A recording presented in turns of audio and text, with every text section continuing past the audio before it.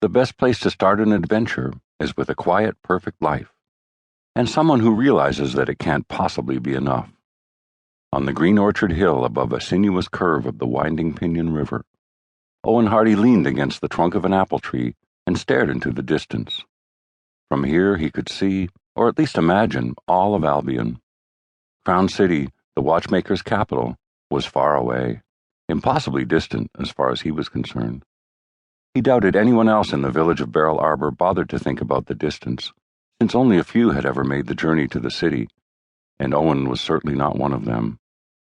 "We should get going," said Lavinia, his true love and perfect match. She stood up and brushed her skirts. "Don't you need to get these apples to the cider house?" He would turn 17 in a few weeks, but he was already the assistant manager of the orchard. Even so, Lavinia was usually the one to remind him of his responsibility. Still leaning against the apple tree, he fumbled out his pocket watch, flipped open the lid. It won't be long now, 11 more minutes. He looked at the silver rails that threaded the gentle river valley below. Lavinia had such an endearing pout. "Do we have to watch the steamliners go by every day?" "Every day, like clockwork." Owen thumbed shut the pocket watch, knowing she didn't feel the same excitement as he did. "Don't you find it comforting that everything is as it should be?" That, at least, was a reason she would understand. "Yes, thanks to our loving watchmaker." She paused a moment in reverent silence, and Owen thought of the wise, dapper old man who governed the whole country from his tower in Crown City. Lavinia had a rounded nose, gray eyes, and a saucy splash of freckles across her face. Sometimes Owen imagined he could hear music in her soft voice, though he had never heard her sing. When he thought of her hair, he compared it to the color of warm hickory wood, or fresh-pressed coffee with just a dollop of cream. Once he had asked Lavinia what color she called her hair. She answered, "Brown," and he had laughed. Lavinia's pithy simplicity was adorable. "We have to get back early today," she pointed out. "The almanac lists a rainstorm at 3:11. "We have time. We'll have to run. It'll be exciting." He pointed up at the fluffy clouds that would soon turn into thunderheads, for the watchmaker's weather alchemists were never wrong. "That one looks like a sheep." "Which one?" She squinted at the sky. He stood close, extended his arm. "Follow where I'm pointing. That one there, next to the long, flat one." "No, I mean, which one of the sheep does it look like?" He blinked. "Any sheep." "I don't think sheep all look the same." "And that one looks like a dragon, if you think of the left part as its wings, and that skinny extension its neck."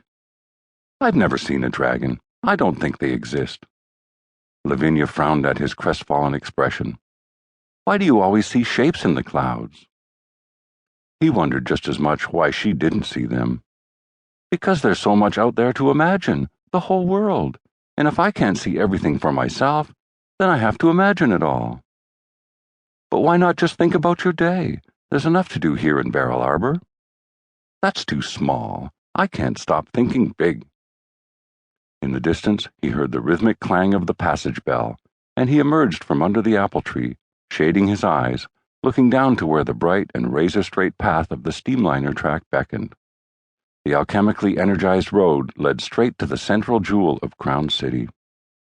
He caught his breath and fought back the impulse to wave, since the steamliner was too far away for anyone aboard to see him. The line of floating dirigible cars came down from the sky and aligned with the rails, large gray sacks tethered to the energy of the path below. There were heavy, low-riding cargo cars full of iron and copper from the mountain mines, or stacked lumber from the northern forests, as well as ornate passenger gondolas. Linked together, the steamliner cars lumbered along like a fantastical, bloated caravan.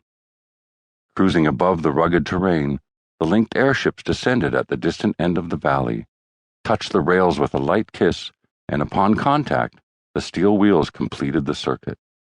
Cold fire energy charged their steam boilers, which kept the motive pistons pumping. Owen stared as the line of cars rolled by, carrying treasures and mysteries from near and far. How could it not spark the imagination? He longed to go with the caravan, just once.